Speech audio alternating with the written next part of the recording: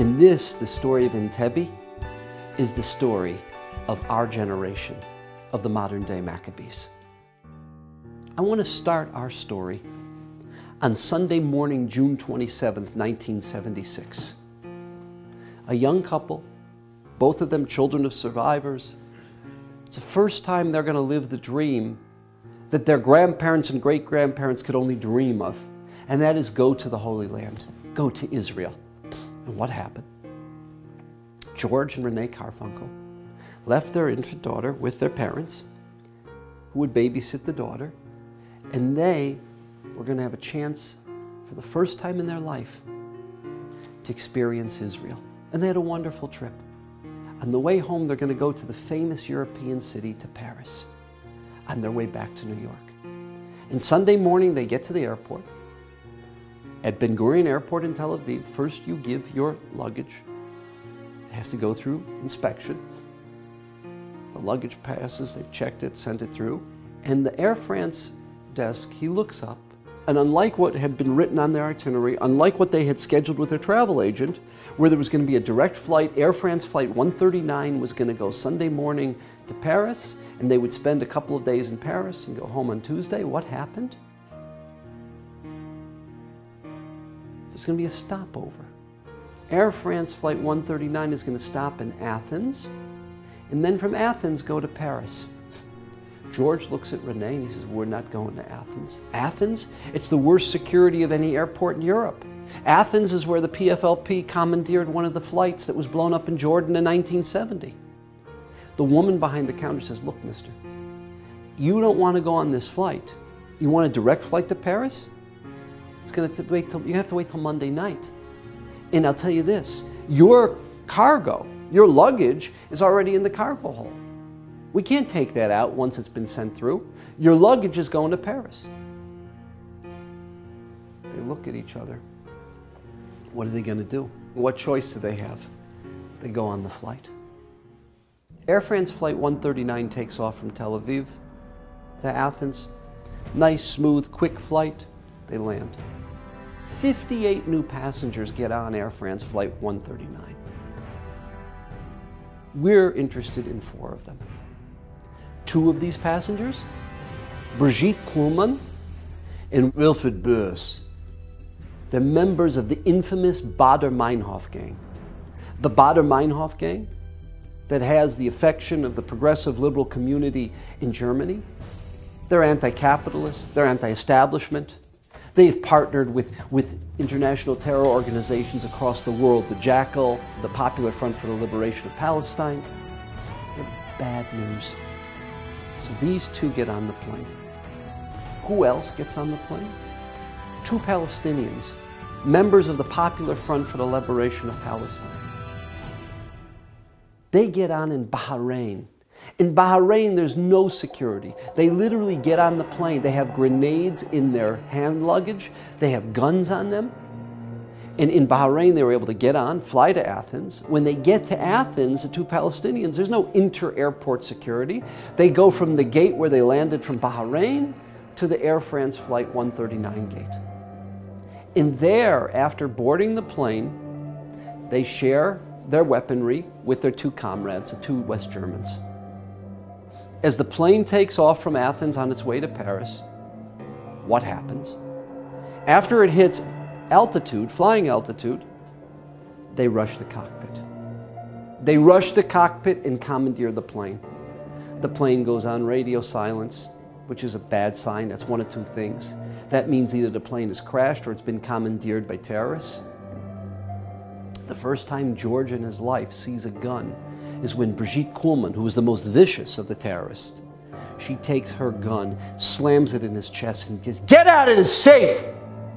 They moved all the men out of the aisle rows, put them against windows in the middle rows, and they had women sitting in the aisles. Their logic was they thought that the women wouldn't try to jump them as they walked through and manned the aisles. The flight, after what seems to be an inordinate amount of time, it lands. They don't know where they are. It turned out the flight landed in Benghazi, Libya. Who is the leader of Libya in 1976? Muammar Gaddafi. And Gaddafi, who is a a fan, a comrade of the Popular Front for the Liberation of Palestine. They refuel the plane in Benghazi. They bring in supplies, goods. And after a while, the flight takes off. And again, the minutes turn into hours, and it seems like forever. It's dark at this point. They don't know where they are. The flight lands after hours, and they have no clue where they are. All they see is black soldiers. That's all they see. They don't know where or what this is.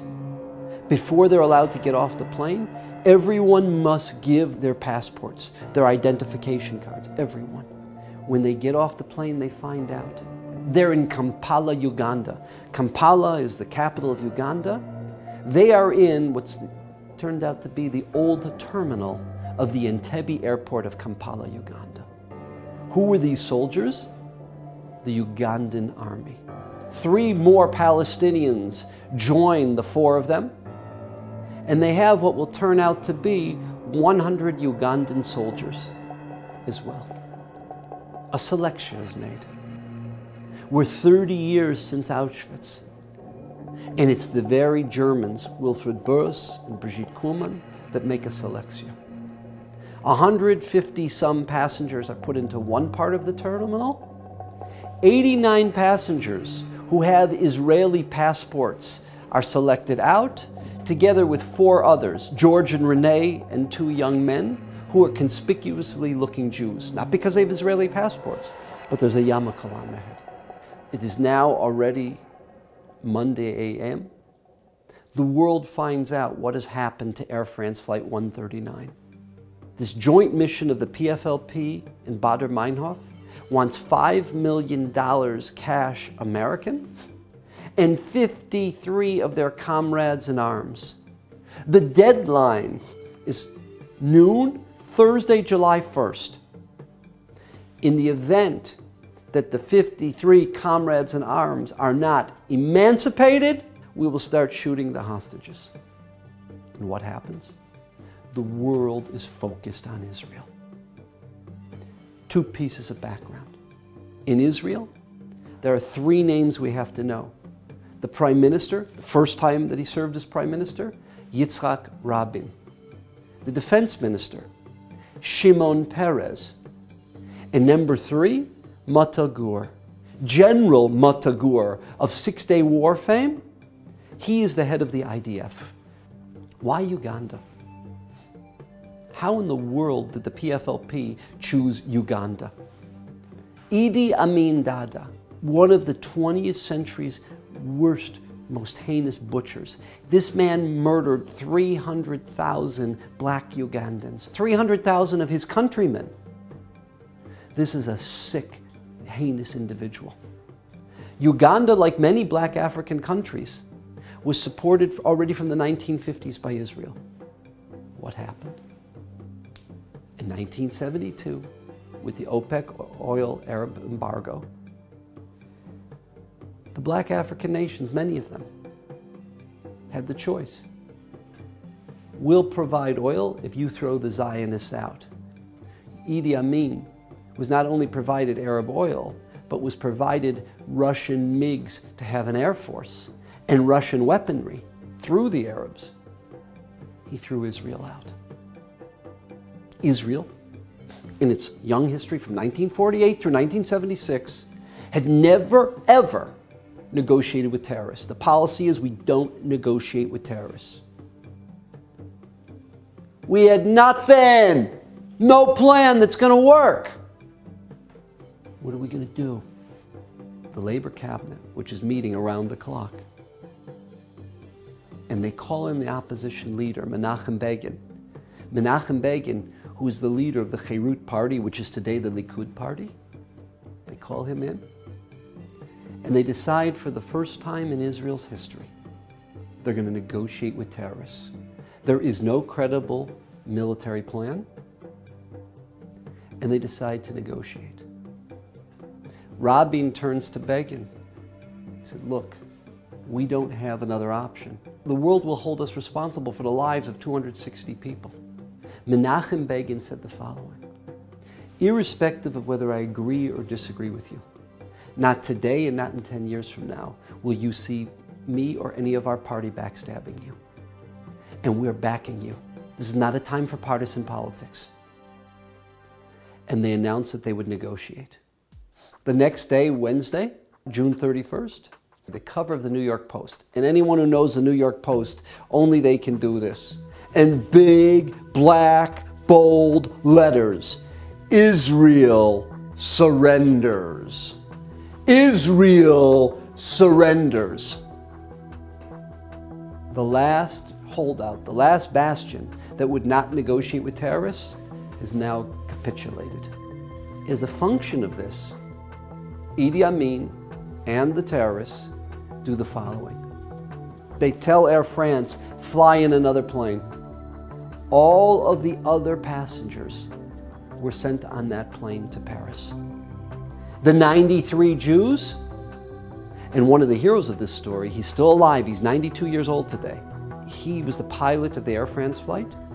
He said, the captain stays with the ship. The captain goes down with his ship and does not abandon its passengers.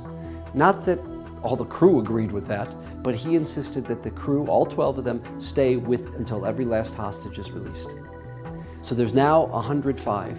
89 Israelis, 4 conspicuous-looking Jews, 12 members of the Air France flight. When that flight of hostages lands on Wednesday, June 31st in Paris, in de Gaulle, waiting for them long before they meet their families, along with French intelligence is who? The Mossad. The Mossad does a series of interviews with almost all of the passengers, almost all the hostages, and they come to two conclusions. Two conclusions. One's very good, one is terrible. Conclusion number one. All along, the terrorists have been saying, don't play games with us, don't get smart with us, this place is booby-trapped, and the whole building will be blown up, hostages, terrorists will all go down. That's a lie. It's very clear to them, with almost 95% certainty, the place is not booby-trapped. It's not wired. That's the good news. The bad news? Idi Amin, for the last 4 days, has been saying, they showed up, what can I do? If my soldiers come in and try to commandeer and take over, they'll blow up the place. Idi Amin's a liar. He's been in cahoots with them. Our worst fears, contrary to everything he said, our worst fears have now been confirmed. This is not just an anti-terror mission. It's not just 4 terrorists, it's 7 terrorists. And they're housed in the VIP room of the first floor of the Entebbe airport, of the Entebbe terminal. On the second floor are quartered tens and tens of Ugandan soldiers. Now we're dealing with a military mission. That's what they find out. And here's the miracle of our modern day Maccabees, of our modern day Hanukkah story. Years before, when Israel was helping Uganda, an Israeli construction firm was offered the opportunity to bid on this terminal. Now, contrary to the stories that we've heard, that it was Solel Boneh who built it, it actually wasn't. The Israeli firm did not get the contract. The terminal, the old terminal, at that time it was the new terminal, now it's the old terminal, Entebbe, it was built by an Italian firm. But you know what a pat rack is, these people who save everything? The Israeli construction firm saved every architectural blueprint that they had ever, not just built, but they'd ever bid on for a construction project. He had come to the IDF. The IDF now has literally the architectural blueprint, where the entrances are, where the stairwells are. And based upon the Mossad interrogations and questioning of the hostages on Wednesday, it was clear that no significant structural changes had been made to the building.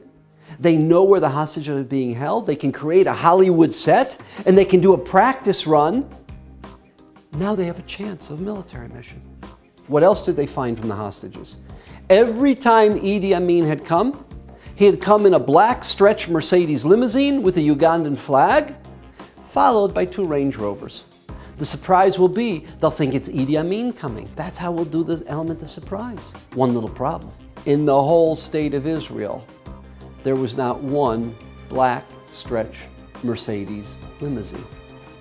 There was an Arab, a Muslim living in the east part of Jerusalem, who had an old white stretch Mercedes limousine. They're going to tell him, you know, we're planning a raid on the hostages. They came up with some story. They came to him, they said, you know, we got a film crew. We're paying the actors, we're paying the cameramen, or the directors, we got this whole, it's costing us a fortune. We need a stretch Mercedes limousine. We'll give you whatever you'd like for it. Can we have it for about a week? We want to do it and we'll make it worth your while financially. He started laughing at them. He says, you can take this piece of junk. He said, go, you have it. They didn't know what he meant by that. So they find out. It was a piece of junk. They got a paint crew and they painted it black. Israel has just sent a young squadron of Air Force pilots led by a man by the name of Yehoshua, known as Shuki Shami. And they spent a good couple months where? In Georgia. What were they doing in Georgia? For the first time, Israel procured these, you say in Yiddish, Amamezetzer, these monster cargo planes known as the Hercules C-130. What's a Hercules C-130? It can transport tanks, it can transport troops, it can transport trucks, Humvees. Great! We have a mission to do. It's going to be somewhat of a military mission. We've got a whole transport mechanism we can use. And at this time, remember, this is before the Begin-Sadat Accords. This is 1976. The southernmost point of Israel is not Eilat, like today. What's the southernmost point of Israel? Sharm el-Sheikh. So from Sharm el-Sheikh, we'll travel to Uganda, to Kampala, to the Entebbe airport, and we'll take the C-130 Hercules, transport everything, medical units, equipment. So General Matagur, he looks at them. He says, you want to take my best soldiers, the brightest, the best, the elite future of Israel. You're going to take them to Uganda. And let's say by some miracle we're successful at releasing the hostages. How exactly do you think you're going to get these planes back? You have to get there by flying under radar. You're going over enemy territory. Flying under radar, you know the gas that you use, the fuel that you consume? How exactly are you going to get back, huh? So the man who's heading this plan, this whole surprise mission where we use the Sayeret Matkal and then we'll bring in the paratroopers, the top unit of the army, Ehud Barak, we got to pull him off the mission. We're now on Thursday, July 1st. You know why? Because of all the black African countries that when we're offered the OPEC by the Arabs, the oil in '72, they all broke off relations and turned their back on Israel. One didn't, Kenya. The only way we can prepare anything is if we can go from Kampala to Nairobi, which is nothing, it's a flight of literally minutes, take off our wounded, have Israeli medvacs there, and reload, refuel the planes in Kenya. They called Kenya. They said, what you're asking us to do is going to be war on Idi Amin. Idi Amin has tried revolt. He's killed hundreds of Kenyans. He's tried to create revolt. He's a bitter enemy, and he's on their next door. He's literally next door to them. We need to get back to you. They called back hours later. They said, we cannot share this with the Prime Minister because he'll say no. But you've been very good to us. You've trained our soldiers. You've looked after us. We're going to say yes with two conditions. One, you never spoke to us. You never called us in advance. You showed up. You said that it was an El Al flight coming from South Africa, you know, that had mechanical problems, and then you showed up. What were we supposed to do? So the Israelis said, yeah, we live by that condition. Condition number two, Idi Amin, no matter what story we tell, is going to come after us and come after us hard. The only way we allow you to do this, Idi Amin has 11 Russian MiGs. He's got an Air Force. That Air Force, with those MiGs, within 90 seconds can be from Kampala, from Entebbe airport into Nairobi, could blow up our capital city. You're going to take out the MiGs. Because if you take out his MiGs, he can't do serious damage to us. You're Israel. What choice do you have? What are you going to say? So one of the people that was charged with that was a man who would eventually, at that time no one knew his name, he was an Iranian, a Persian Jewish immigrant. He would eventually become the head of the whole IDF, the head of the whole Israeli army, a man by the name of Shaul Mofaz, who goes on to become a minister in the cabinet. Okay, we could get there, we could get back, we have the element of surprise. Maybe, just maybe, we got a chance, because the negotiations are not doing very well. Why? The negotiations, Israel's willing to allow, of the 40 Palestinians in their prisons, those who have not killed or murdered innocent Jews, they'll trade. And the terrorists have said back to them, you don't dictate the terms, we dictate the terms here. There are terms, not yours. So the negotiations are not going very well. Idi Amin pushed off the deadline from noon on July 1st to 8 a.m. Sunday, July 4th. Why 8 a.m. Sunday, July 4th, 1976? Two reasons. Idi Amin served as the president of the Union of African Nations. That's a 2-year term. That weekend, Idi Amin is going to be, from Thursday until Saturday evening, is going to be in Mauritius. Why Mauritius? Because Mauritius will now serve for the next 2 years as the president of the Union of African Nations. He's passing the baton. Nothing is going to happen when Idi Amin's not there. When he's not in front of it, doesn't call the shots. So he pushes it off. So why till Sunday? Because what's happening Sunday, July 4th? The whole world, for months, has been preparing for this great event. It's the bicentennial. The bicentennial of the United States of America. The heads of France, of Germany, of every major country on the face of the earth are going to be in America on Sunday, July 4th to celebrate with America the bicentennial. And who's going to take the news? And who's going to take the camera and the limelight away from Gerald R. Ford in the United States of America? Idi Amin. Matagur says, we have the beginnings of a plan. But let me ask you there, young man, Shuki Shami and the other young men, you think you can fly these things under radar? We'll refuel in Kenya, you could fly back. Let me just ask you one little fact. Did you think about? Do you think when you show up in Entebbe, that Entebbe there's going to be a big sign that says, Shalom Aleichem, welcome to the IAF, the Israeli Air Force, and they're going to be playing Hava Nagila? Have you guys, with your time in Georgia, learned how to fly these things in the dark? Because don't expect to have the lights on when you come. So there was silence in the room. He does the following. He said, guys, you know what? Think about radar. Radar bounces off of sand in terms of the way we see it on the screen, different than radar bounces off of water. Different than radar bounces off of something which is tangible and concrete, like asphalt or cement. So the way we could land these things is based upon what the radar looks like. Because we know by Entebbe Airport, there's the landing strip, and then there's sand on either side of the landing strip. Let's try landing it that way. So General Matagur says, boys, I'll believe this when I see it. And in fact, this is Thursday, July 1st. We're going to go to Sharm el-Sheikh. You have sand on either side. You got water around, just like you have Lake Victoria. In the dark, comes around, turns on the lights about 35, 40 meters before the ground. Sure enough, he did it right. This is the first time all week, since the hijacking on Sunday, Thursday night, Matagur gives the go-ahead. That is going to influence the cabinet. He supports military action for the first time. Well, the head of this plan is now being sent off to Kenya to work with the Kenyans, Ehud Barak.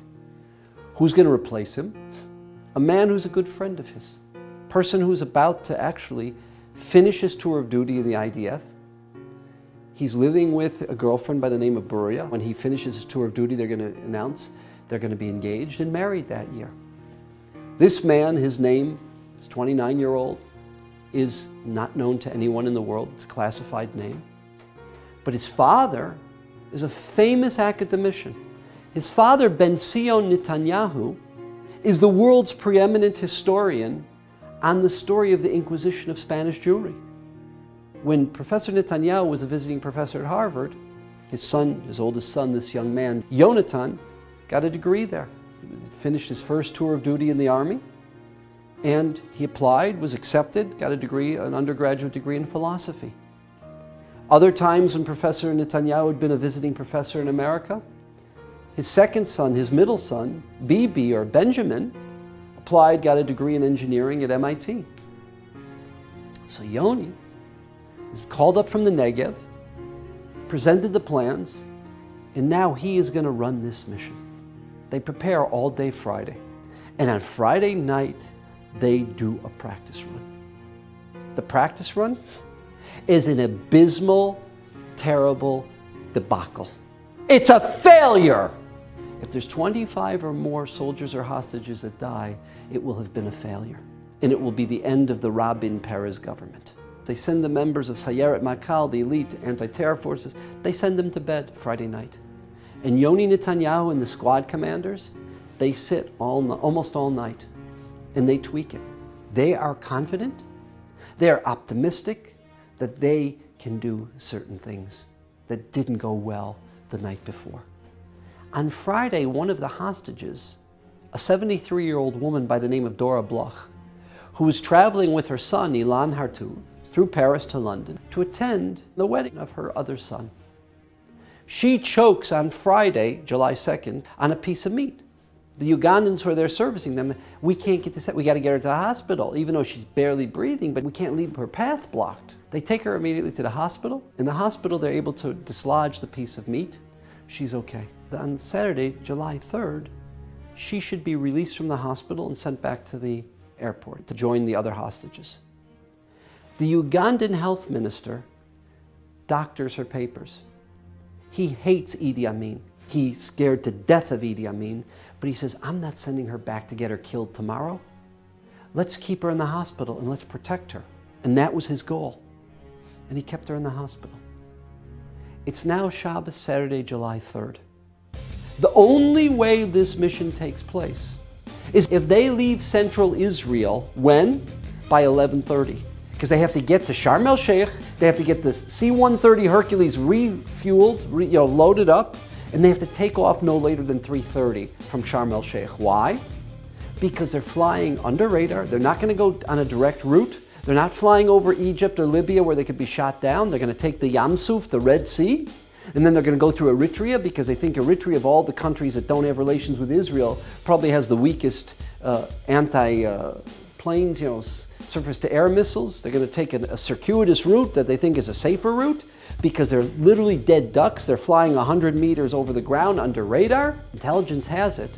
The last commercial air flight that's going to land on Saturday night, July 3rd, is actually landing around midnight, between 12 and 12:10 a.m. It's a British Airways flight that's supposed to land in Entebbe. They're going to come in on the tail of that British air flight within a few minutes.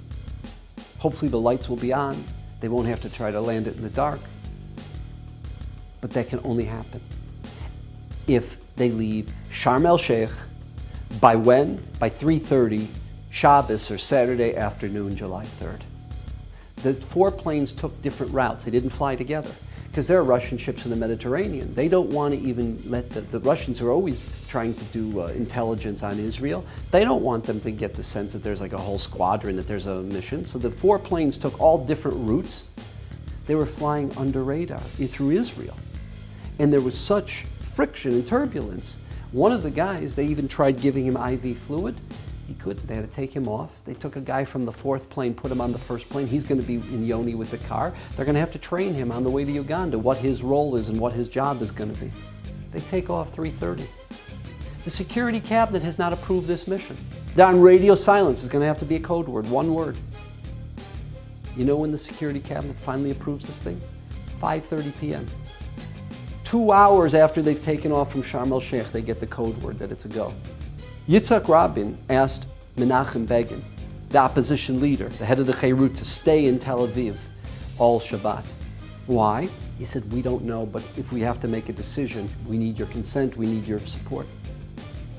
He came out after they decided on the decision at 5:30. He came to Begin and asked him to join him. And he explained to him why we've decided to do, what the factors are. He said, this could be the end of my political career, why we're doing what we're doing, the negotiations are going nowhere, and the deadline is tomorrow morning. We need an element of surprise. And Begin says to him for the second time in 5 days, he says to him the following: Mr. Prime Minister, this is not a time for partisan politics. Whether this is the greatest success or whether this is the greatest debacle, the world will know that we supported you 100%. We'll tell you that tomorrow, and we'll tell you that in 10 years. This is a time of national tragedy and national crisis. This is not a time for partisan politics. Yitzhak Rabin, who's a military man, a stoic man, I don't know if he hugged his own wife. They say that he welled up in tears and he actually embraced Begin. What happened?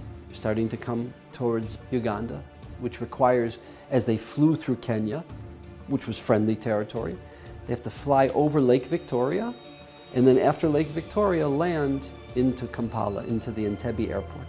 There was a terrible thunder and lightning storm. And think about anyone who lives near a lake like that, the kind of storms you get. They didn't know if they were going to be destroyed by lightning. They didn't know if they were going to have to abandon the mission. He says, what are we going to do? Basically they tried to wither the storm. The equipment is shaking even though it's being hoisted down. The guys are being thrown all over. What happened when they came off of the lake? It was quiet. It was a localized storm associated with the lake. So once they were a couple miles from Lake Victoria, things had quieted down. They come, they land. The lights were on because they came in on the tail of the British Airways flight. The lights were on. He stops the plane in the runway. The soldiers get out and they put these battery-operated lights on both sides. Because if the lights get shut off, and eventually they will when the gunfire starts, what happens? They got to make sure that for the next flights they don't have to rely on radar landing in the dark. At least there's these battery-operated lights on the runways. He starts up the plane again, pulls it up. They let the bow down. Before the bow is even landed, the cars in the Range Rover start, and they're off. They're off. They've got a kilometer run to get to the old terminal of Entebbe. Things are going smooth. Things are going smooth. And then 2 Ugandan soldiers start getting in the way, holding their guns. Now, remember, the plan was not to do anything. Yoni puts a silencer on his pistol. He shoots one of them. The other gets out of the way. He dives out of the way as the car's running by. He gets up and he starts shooting at them with the machine gun. One of the Israelis in the Range Rover kills that soldier. So the sound now of the machine gun from the Ugandan and the machine gun from the Israeli, possibly, most likely, has just destroyed the element of surprise. Yoni says, you got to floor this thing. Now, the noise is out. We got to get there as quick as possible. And they fly. The plan is this. There are 2 entrances on either side of the terminal. There are 2 main entrances. There are always 2 terrorists on one entrance, 2 terrorists on the other entrance. And since it's at midnight, they assume the other 3 will be sleeping in the VIP lounge. That's basically been the situation. So there's a group, and they had to take, one of the changes they made from Friday night's practice run is they took people out of the car, they took people out of the Range Rovers because they had to have the mobility to be able to move their guns. So they've got less guys doing this. And that means they're going to have to, number 1, get to the 2 entrances, divide up into 2, get the terrorists, the 2 terrorists who are guarding each entrance, get into the building before the terrorists can come out of the VIP lounge on the 1st floor and throw grenades or kill anybody, get to those 3 terrorists at stage 2. After they get the 3 terrorists in the VIP lounge, they have to get to the stairwells and get up to the 2nd floor before the Ugandan soldiers can come down and shoot anyone. They get to the 2 terrorists, Brigitte Kuhlman and Wilfred Bruce. They get to the other 2 terrorists. Stage 1 works. The gunfight that's happened has woken up the other terrorists. One of the three Palestinians who was sleeping in the VIP lounge, his name was, they called him Carlos. He was a Palestinian living in Peru. He had adopted the Spanish name Carlos. He came out, he shot out a grenade. Now, George and Renee Carfunkel, who we mentioned, the Americans who had gone on vacation there, they became close with two couples, a Dr. and Mrs. Pascal Cohn, and another couple who, when Brigitte Kuhlman said, everyone give up your passports, he was a former Israeli Air Force colonel. His identity card, he ripped up and he literally swallowed. So he had a passport, but his status is an Israeli Air Force colonel. He knew that they would kill him if they'd see that. So he literally ripped it up and swallowed it. They became close with them. And throughout the week they said this: if there's ever a mission, if the IDF comes, whatever you do, crawl, get to the bathroom. You gotta get to the bathroom. Why? He said, this place is flammable. It's a tinderbox. Look at this. There's carpet all over the place. There's blankets, there's mattresses. This place will explode. They do that. They run. What happened? When Carlos set off that grenade, there were a number of hostages in that part of the room. One of them was a very fine young man. His name was Jean-Jacques Mimouni. Jean-Jacques Mimouni was a Moroccan family. They had French and Israeli citizenship. And he was a guy, an upbeat guy, always excited, getting, despite the depression and the malaise that was setting in over the days of the terrorist siege that the hostages were suffering.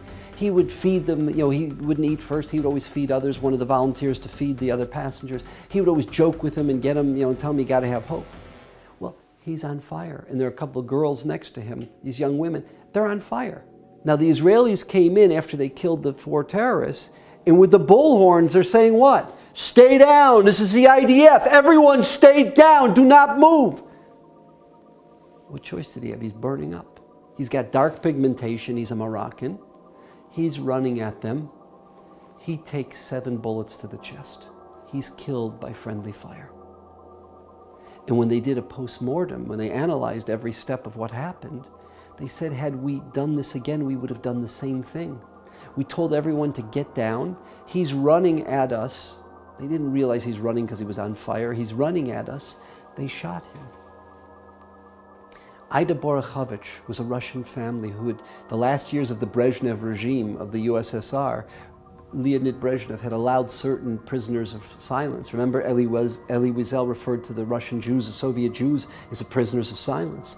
Some of them were allowed to come to Israel. The Borachovich family had. She was shot by one of the terrorists. We don't know which one, but she took a bullet from the terrorist. So 2 hostages were killed. Yoni is hit by a Ugandan sniper. He's down. The chovesh, the medic, gets to him, and they see that the bullet did not exit his body, which is a bad sign.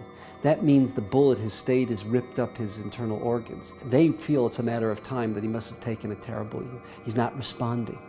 They killed the 3, even though Carlos got out and let off the grenade. They killed the 3 at the VIP lounge. They get to the stairwell, and they get to the Ugandans. They throw grenades into the Ugandan soldiers. Many of the Ugandan soldiers who are not killed just give up. They've now taken control of the old terminal with 3 casualties. Jean-Jacques Mimouni, Ida Borachovich, 1 killed by friendly fire, 1 by a terrorist bullet, and Yoni, who's hit by a Ugandan sniper. While this is happening, the other guys in the first plane, their job is to take control of the new terminal. Because even if we're successful with the hostages in the old terminal, we've got to drive them a whole kilometer to the new terminal, and there's Ugandan soldiers controlling the new terminal. So the Sanchanim go. A young man who I had the opportunity to interview for this, Surin Hershko. Surin is a Romanian name, it's not a Hebrew name. Surin Hershko was a family that, like many other Romanian Jews, Ceausescu, the dictator of Romania, he would sell his Jews. And he sold what? He sold these Jews. The Hershkos come, they have this young man. This young man does what? He joins and he becomes one of the elite soldiers. He becomes a Tzan-Khan. He's going to be discharged in 2 weeks, literally in 2 weeks. And what happened? He came on this mission. As they're stopping the Ugandan soldiers, either killing them or getting them to freeze and taking control of the new terminal so that there will be safe passage and boarding onto the plane, Søren Hershko takes a bullet to the back. He takes a bullet to the back that will turn him into a quadriplegic for the rest of his life. For the last 40 years, this man has not been able to take a spoon or a fork to his mouth. He's not been able to clean himself. He has a very fine Filipino aide, but he's been a quadriplegic. Back at the old terminal, what happened? They're hiding in the bathroom, the Carfunkels. The door opens. They hear boots. One of two things. This is either going to be the last second of their life and they're going to be shot by a terrorist or a Ugandan soldier, or this is a member of the IDF. Their heart is pounding. This is going on forever. And they hear the following words. A young IDF soldier with a kippah on his head, a member of the elite Sayeret Matkal. This young IDF soldier says, Shavua Tov, we're here to take you home. Shavua Tov is the greeting we give after Shabbat, after Havdalah. It's Saturday night. We're here to take you home. Those, Renee said, were the sweetest words she's ever heard in her life. And they all forced to run into, they have a series from the second plane which has landed. The lights were shut off at the airport, but those battery-operated lights enabled the second, the third, the fourth plane to land. The second plane has landed, a whole series of Peugeot pickup trucks. And they tell everyone, get into the trucks, run into the trucks, you know. And they've got IDF soldiers who are sitting there literally on the rails of the trucks that if a sniper will shoot at the hostages, the IDF soldier will take the bullet, giving their lives for these, and by these Peugeot pickup trucks. They drive them the kilometer to the plane. The longest, from the time of touchdown to takeoff, the longest amount of time was getting a count. They get a hold of the pilot, David Pardue, and they say, please make sure that all members of the Air France team are here. And he's speaking in French, and they find all the members of the Air France team. The longest time was how to get a right count. They keep counting it. People are in PTSD. People are traumatized. And they finally get a count. Ilan Hartuv comes up to them. My mother's not here. Where's your mother? She's in the hospital. They say, we can't go to the hospital. We apologize, but we have to leave. We have to take off. And what happens? Remember we said the practice run Friday night was 55 minutes? The goal was to do this in 60 minutes from touchdown to takeoff. 51 minutes. 51 minutes, 3 casualties. They land in Kenya, in Nairobi. The other planes are still on the ground. They have military operations. There's gunfights with the towers. Shaul Mofaz has to take out the MiGs, the promise that they made to the Kenyans. They're going to be on the ground in Uganda for longer. What happens when they get to Kenya? There are people who have suffered bullet wounds. Their good friend Pascal Cohn, he took a bullet to the hip. Now, a bullet to the hip is not fatal, but they can't stop the bleeding on the plane, and they have to take him off. His wife wants to get off. No, you stay. They've got Israeli medical teams there to do the surgery. Pascal Cohn died on the table, not from the wound. He died because he had a coagulation problem. He literally bled to death. The 4th casualty, the 4th korban that we have lost. They refuel. The ministers of the Kenyan government who've been working with the Israelis, they call the president of Kenya. It's 2-something in the morning, and they tell him what's happened. He stops them in the middle of the sentence. He says, I don't want to hear this. He says, you never made this call. I never picked up the phone, and he slams the phone. But before he slammed the phone, he said, get the Israelis out of there within the next hour. I want them off our soil in the next hour. And they had all refueled and were all off. Here's the problem. It's 3:30 in the morning, and already the BBC is broadcasting that an Israeli commando unit has come, has freed the hostages. They're still over enemy territory, trying to fly back over international waters. And who knows if they're going to be shot down. Now you're going to have who knows going to come after them. They're scared to death, but they can't even communicate. And they're flying back. At 5 in the morning, they're now over international. When they hit over international waters, Shuki Shami at this point, it's the first time he calls, everyone was given earplugs because it's a huge, huge noise. You know, it's a big, big plane in the cargo hull. Renee said they were standing over the body of this dead soldier. They didn't know who it was. They had him, he was in, obviously he was wrapped.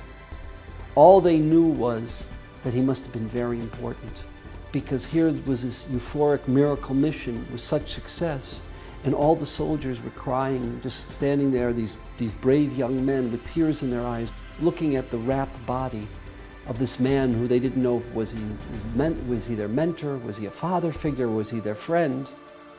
But when they hit international waters, Shuki Shami said, "Now you can speak."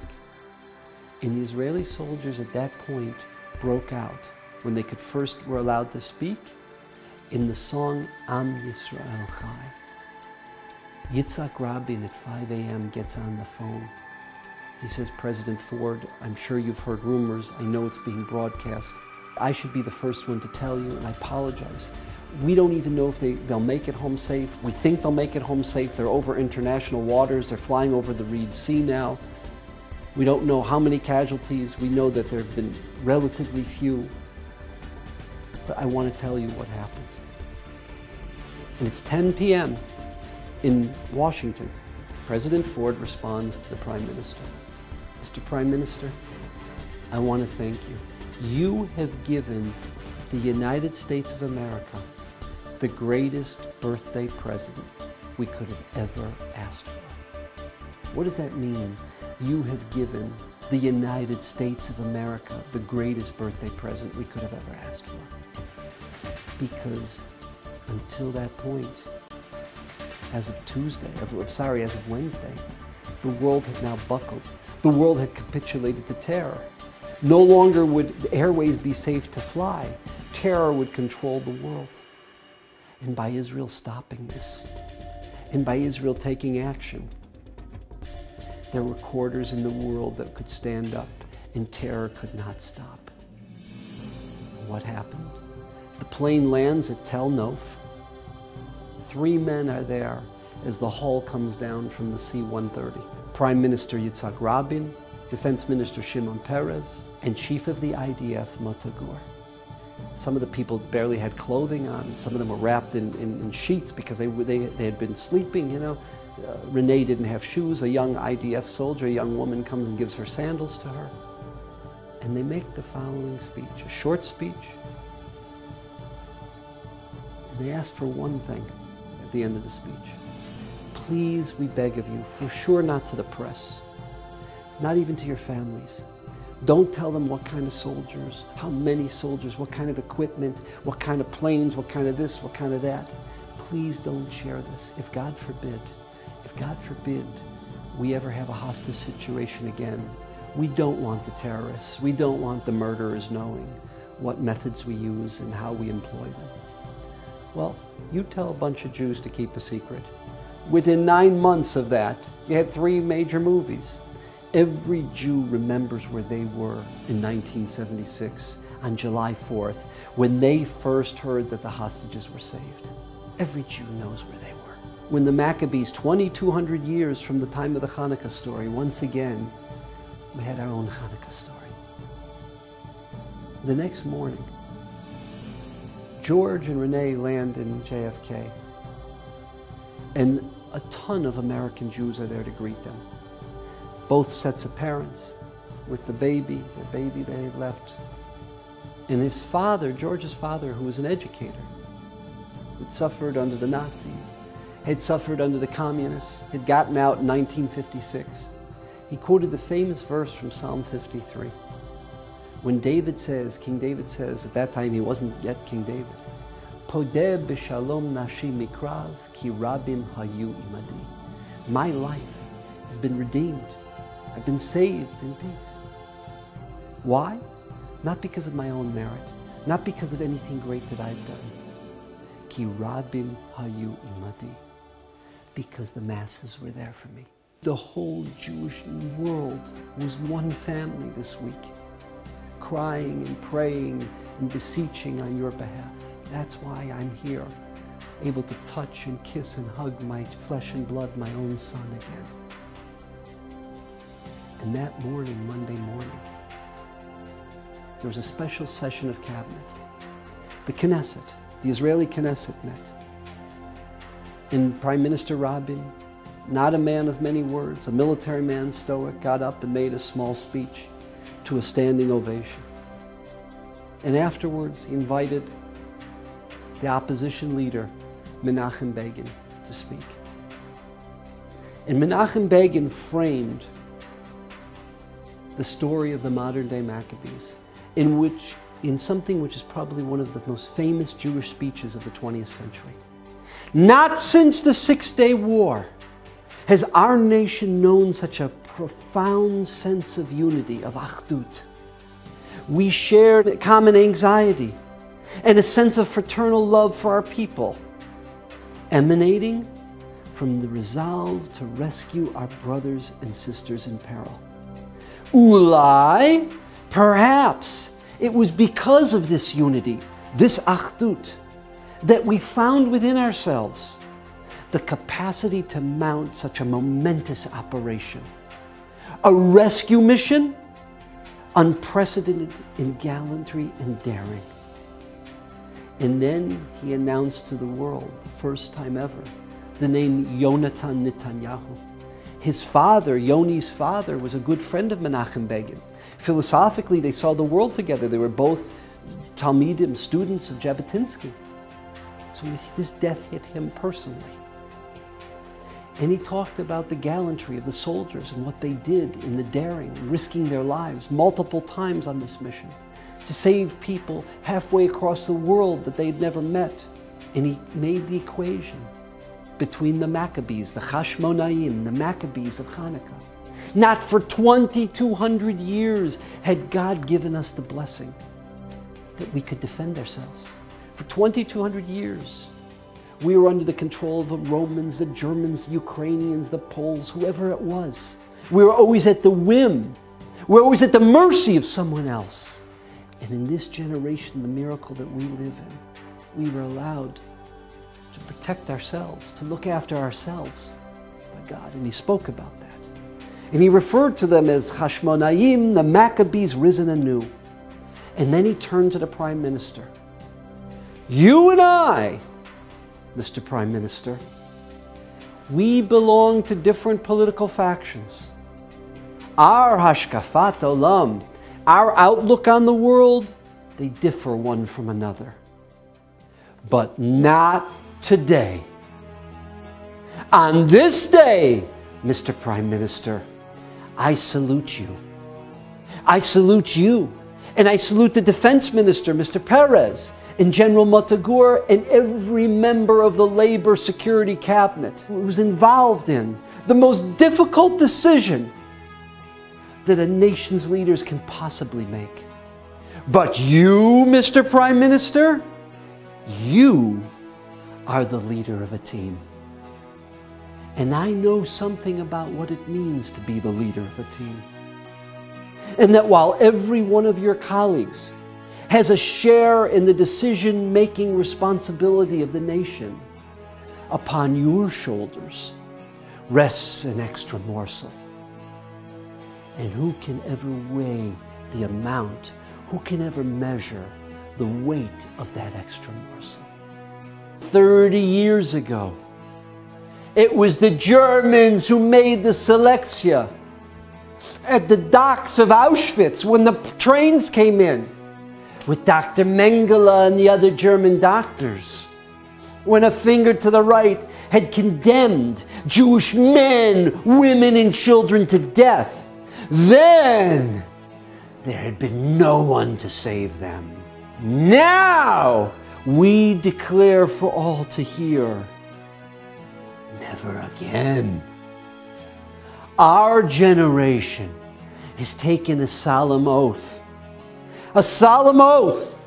consecrated in the blood of our slain mothers, in the blood of our butchered fathers, in the blood of our asphyxiated babies. Never again, never again, with God Almighty's help, will the blood of the Jew be shed with impunity. Never again, with God's help, would Jewish honor be easy prey. Let the world know that if anyone, anywhere, is persecuted, or is humiliated, or is threatened, or is abducted, or is in any way endangered simply because he or she is a Jew, then Israel, then the tiny state of Israel will marshal all of its strength with God's help to come to their aid, to bring them to the safe haven of our homeland. This, he said, is the message of Entebbe. Dora Bloch, the British Consul General, came to visit her, but when Idi Amin found out that one of the hostages was still in Uganda, he sent his goons into the hospital. A 73-year-old woman, they pulled her by her hair out of her hospital bed, ripped her down the stairs, they put her in a car, and they put bullets in her skull. They killed a 73-year-old woman as vengeance. It was a known secret where her body was dumped, where her body was buried. It was an area where other political challenges to Idi Amin who had been killed were dumped. In 1979, when finally the Ugandans overthrew this monster of a man, and the Saudi Arabians treated him as a hero. The rest of his life he lived as a king in Saudi Arabia. But in 1979, Israel was able to send forensic experts. They had dental records of Dora Bloch, and they went to the known secret of where she was buried. They dug up her remains. She was brought back to Israel and given Jewish burial. She never made it to her son's wedding. She was the fifth casualty. But the aftermath of this story is that terror will be responded to. That Jewish blood is not cheap. That Jewish lives are not for naught. And that we were given a blessing by God Almighty. We were given a blessing of the state of Israel and the opportunity to defend ourselves. And that our boys, although we would much rather they went to university, that they would become educated. But our boys like Surin Hushko, who when asked, what do you have to say? Man never got married, never had children. He said to me in the interview, listen, do I wish that the last 40 years of my life I'd not lived as a quadriplegic? Of course. But if I could do it again? He said, for the Jewish people to be free in our own land, and for me to play a role protecting and looking after my fellow Jew, that's a duty, that's an honor, and that's a privilege that I, as a young Jewish man, had the opportunity to do. This is the Modern Day Maccabees. And this is the event that took the Jewish people out of depression, out of malaise, and that changed the attitude of the Jewish people and the Jewish world. And this was a statement that stood up to terror for 25 years, for a quarter of a century, until 9/11. It changed the way the world dealt with terror. I want to wish everyone on behalf of Entebbe a meaningful, a wonderful, a powerful Hanukkah, and that we were blessed to relive the Hanukkah story in our own way, in our generation, in our lifetime.